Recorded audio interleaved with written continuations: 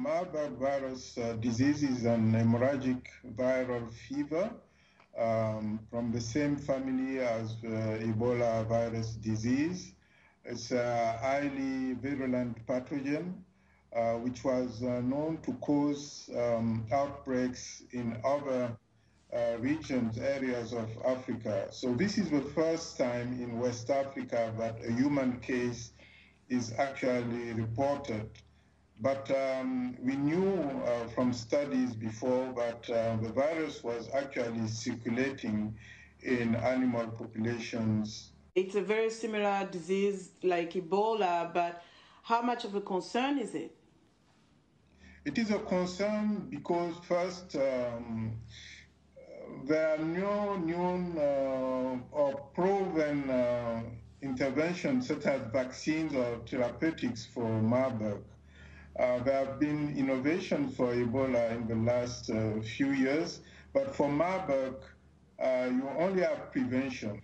Secondly, this area is an area with high mobility of populations, and there's a lot of mobility between the three countries in particular. So what is the latest regarding Guinea specifically? One case was detected. Contact tracing has been put in place. So what is the latest? The latest is that, unfortunately, this case died from his disease. 173 contacts have been traced, and 4 or 5 high-risk contacts have been also identified. The contact tracing was very conservative to make sure that the risk is contained. What makes Ebola different from Marburg or vice versa? The difference is that for Marburg, so far, no vaccine or no treatment has been licensed. So prevention is the key. With recurring outbreak of Ebola in Guinea, how is continued surveillance utilized to ensure that Ebola does not break out again and spread within the country and beyond?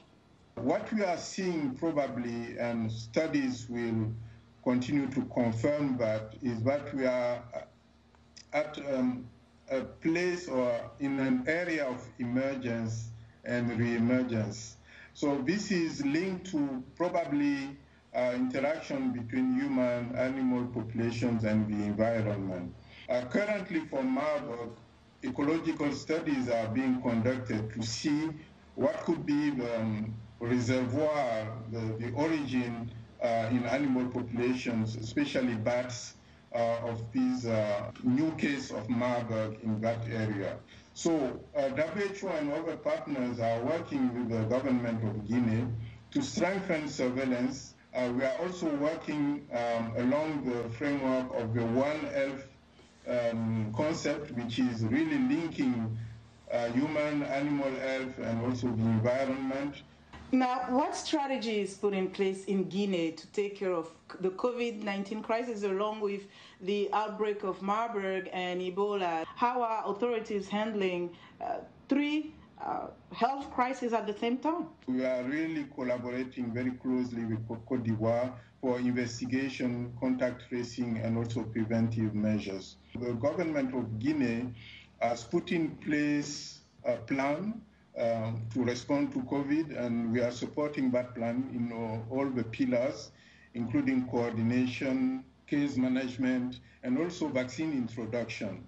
But we are not forgetting the continuity of services. We still have malaria, TB, HIV, and other programs also to support. Resource mobilization is also key. Guinea has secured enough vaccine to reach a good proportion of vaccine coverage by the end of this year, maybe 30%. What can you tell us in terms of WHO's assistance in Guinea and even in the region in addressing these health challenges? So WHO is really working with countries to put in place national health security plans, focusing more on preparedness. The idea is to stop with the cycle of what is called panic and neglect. So This approach is being pursued with member states, but also with regional economic communities such as ECOWAS. We have the West African Health Organization, we have the African Union and Africa CDC.